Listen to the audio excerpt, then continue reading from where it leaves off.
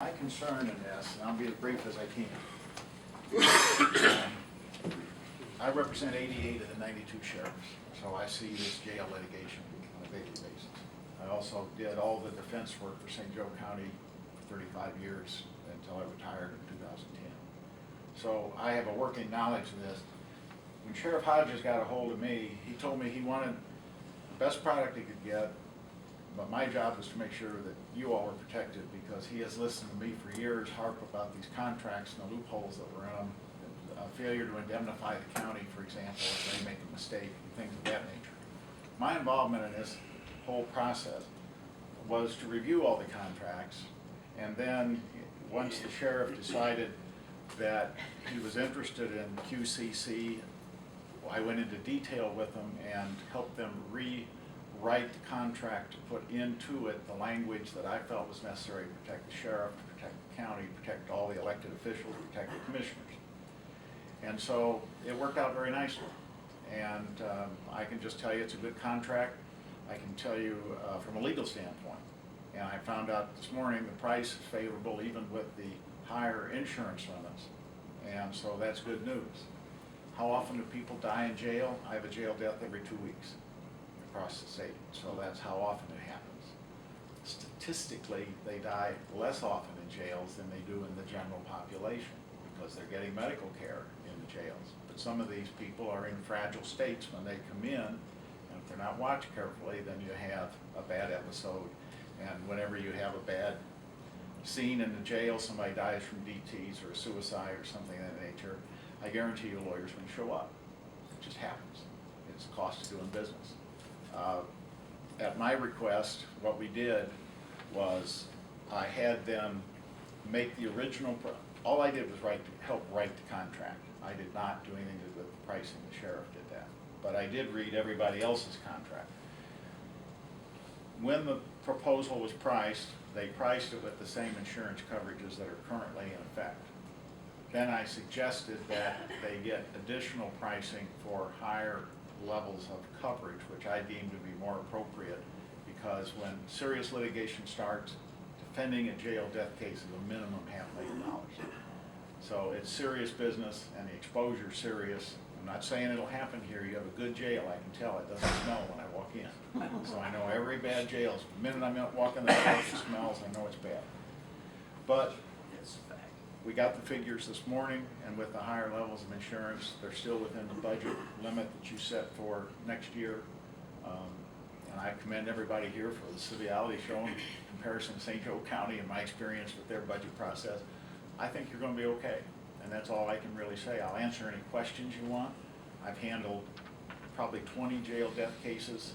I still have one that occurred in 1997 that's still going on, and they take on a life of their own, and they can be nightmares. So St. Joe County's self-insured. One reason why I retired was I didn't want to be the guy that lost the big one. And so I just felt it was more comfortable to retire. I'm 62, so I've had enough. Can I answer any questions? I work only for the sheriffs. I'm available to them 24/7. Your county attorney has access to me. This is all I do. I am police certified. I graduated from the academy in the early 70s and worked in a jail. During the time I went to law school, I've worked the road. I've done every job these police officers have done. I became a trial lawyer because of the litigation coming out of jails. And it has been a nightmare my entire professional career. But you win more than you lose, but it's the one you lose that really hurts. So you need to have the coverage, in my personal opinion. So thank you very much. Thank you. Howard, would you show them the difference in the cases that well, I did this as this is a passion of mine. I'm getting ready to help teach a class the end of this month. But periodically I'll run on Westlaw a question or a query saying, show me all the cases involving inmates, jails, and sheriffs in 1983, which is the section that the Civil Rights Act was brought under. And this was done in 2008. I got 43 pages. Now these are not complete cases. These are just summaries of the cases. And so I ran it again the other day before I came down here, and since 2008, we now have I'm not gonna sit here and count them, but there's 140, I think, pages. In the intervening 4 years, we've had more cases filed than the entire beginning of time through 2008. Prisoner litigation in the federal courts is about 80% of the court docket. That's why they passed the Prison Litigation Reform Act, and all pro se claims, those are inmate claims that are filed on their own behalf, are subject to review before they're even accepted by the court in an effort to knock a lot of this out. And so that has been a huge help. But where you have a systemic failure or an unfortunate event, and a competent lawyer shows up, and the one I fight with the most is Jeffrey Feger from Kalamazoo, Michigan. And he's been in every jail death case. He was in the Ball State Duplain case where the officer shot the student who was knocking on the door of the wrong house while he was intoxicated. These people are professional suers of counties and public entities. This is what they do for a living. And they have more than once received millions of dollars from either medical care providers or from the governmental entities. My job is to make sure it doesn't happen to you. That's why I wanted the additional coverage. And that's really all I have to add. I'm not trying to scare you. You have a good jail, you have a good sheriff. I can just tell it smells great.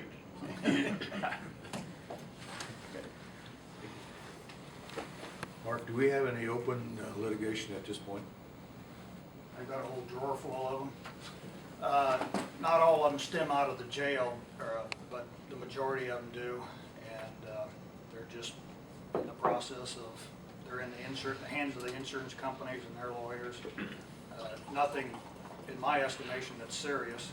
They're just hanging there. If I may, about 80% of your litigation is jail. Another 15% is squad cars, pursuits, accidents, things of that nature. And then the remaining 5% is a combination of force issues, where you shoot somebody, you taser them, you fight with them, and somebody gets hurt. So that's generally the breakdown of where the exposure is. But what has happened in the medical area is that the county has done a good job, the sheriff has done a good job, so they get summary judgment, but the medical care provider usually is left in the mix, and the jail commander is usually left in the mix because he is the person most directly involved in the administration of the jail and the interaction with the medical care provider. So that's why this indemnification issue for you is very important, because when the jail warden gets sued in his official capacity, that's a suit against the taxpayers. That's what you want to have protected. Anybody have any additional questions or comments for these individuals? Do you have anything else, Mark? Again, this was just, the meeting today, this presentation was just to bring you up to speed on what we're doing. There's no action needs to be taken here. Dan Sigler has the current contract in his hands. We as a group are going to be going over it to make sure that all the wording in there is to our advantage. And once that takes place, we'll be bringing it back to the commissioners on the October 15th meeting for their approval. And then we'll hopefully be set to go November the 1st with QCC. Are we gonna get the updated quote then? Yes, as soon as the decision's made on how the sheriff would like to proceed, I'll be happy to forward that to you.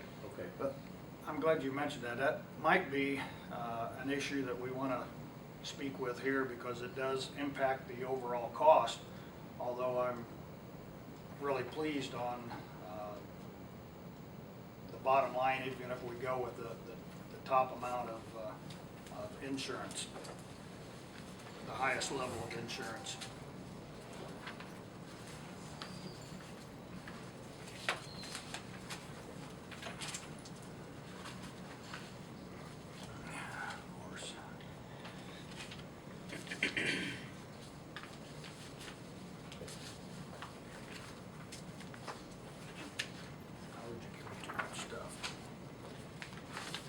The current contract,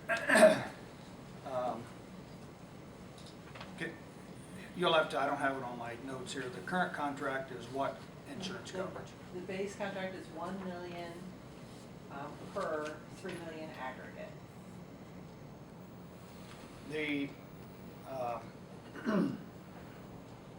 Two increases on that is going from 1 million and then up to the 5 million aggregate. That increases the cost by $6,250. So you add that on to the 98,700. To increase it to 5 million, to 10 million aggregate is an additional $12,500. We've also got the opportunity, and I need to speak with Howard to see whether or not we want to increase or add a performance bond onto it, which would be another $2,000.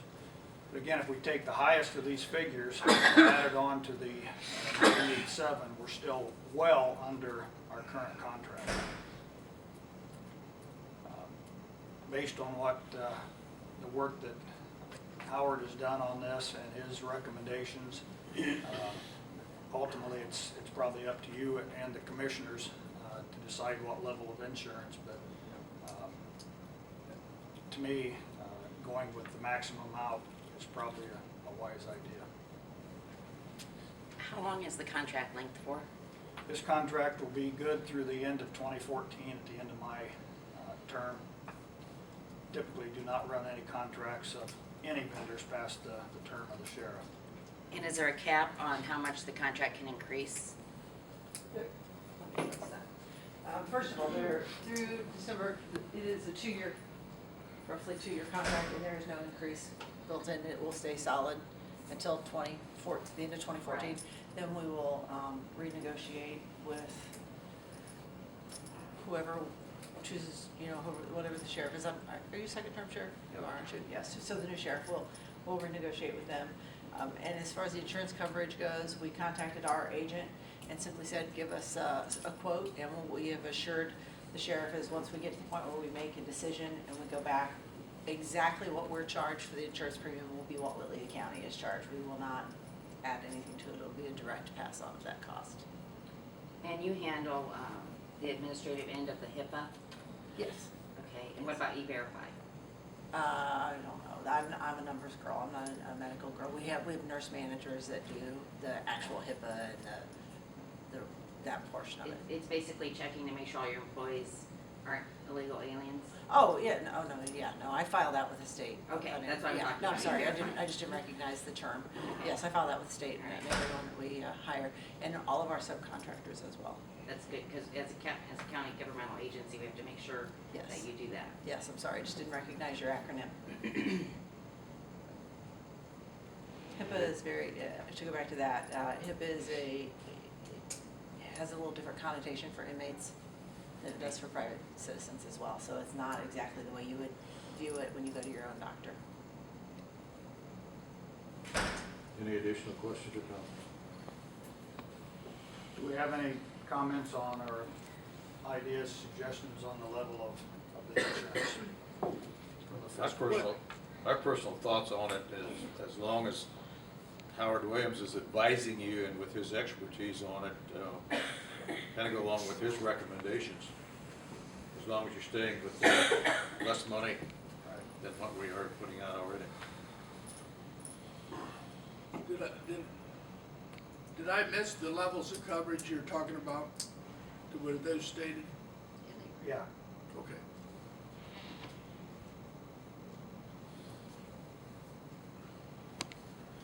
As the sheriff said, our county attorney has the contract. He received it yesterday. He's reviewing it. It is our hopes to be able to make a decision by the October 15th meeting. So if we're going to go with the program, we go with it November 1st. Let's talk about if we don't go with that program or other programs. We're currently paying $8,000 a month. Closer to 10 to 12. 10 to 12, yeah. We 10 are- to 12. We talked about the per diem. Yeah. Our population is so far over our per diem level that monthly charge is probably even higher than that. Yeah, I'd forgotten about that. The actual contract we're working under now expired July 31st, so we're getting extensions. So we don't want to do any more extensions than we have to.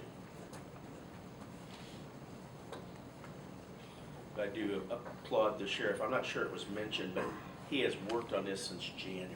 So this obviously is not the only organization he's worked with. He's There's worked- been 4 companies we started with, and one company was willing to work with Howard. In addition to that, in 2011, we got hit with 2 major hospital bills for 2 guys that were seriously ill. So they spent quite a bit of time in the hospital. The one bill came to us from Parkview, and all the providers came in at $245,000. The current company said, there you go, folks, pay it. Dan and I kind of haggled back and forth, and Dan a lot more than I did, and finally got them convinced they couldn't charge us any more than the Medicare plus 4%. That dropped it significantly, and it just happened while we were still in those negotiations. Dan was in negotiations with Parkview and all the providers. I interview Dr. Frank and Lisa, tell them what's going on. She asked to see all the paperwork. I gave it to her, and she reduced it another $11,000 some odd dollars. No, she didn't sell herself that day, but as time went on. That's why we're at where we're at. Mr. Barrett, may I make a comment? I think it'd be really important, since we're being recorded, that Mr. Williams let people know that he's not necessarily endorsing us. You know, he works for 84 counties, and what he is really, and he's really been wonderful as far as trying to find a contract that other counties can use, which is a standard contract. But as far as his, I guess I want to protect him, because I want some other vendor coming along and saying, well, you know, he would, you know, he works for the sheriffs, but he's been endorsing QCC. So I don't know how we want to address that, but I think that would be. No, I don't endorse anybody. Thank But you. I made You wouldn't sure let us buy of lunch. that the indemnification language that I think is necessary is here. And that's my point for any provider. If, and I went through all the contracts. I've read every contract from every county that I work for, and some of them, frankly, are just nightmares. This one is pretty straightforward. It's easy to read. It says who's responsible for what, and it's simple. It's not rocket science. You just say it in plain English. And that was my attempt, and I think it'll work. And if anybody else wants to discuss it in other counties, I'm going to insist that they have the same type of language in their contracts. If they don't like it, well, then they just won't be there. Really, this has gotten to be an enormous issue. And I won't bore you with details. It's just, suffice it to say, it's the majority of my telephone calls. Thank you very much. Thank you. Next on the agenda is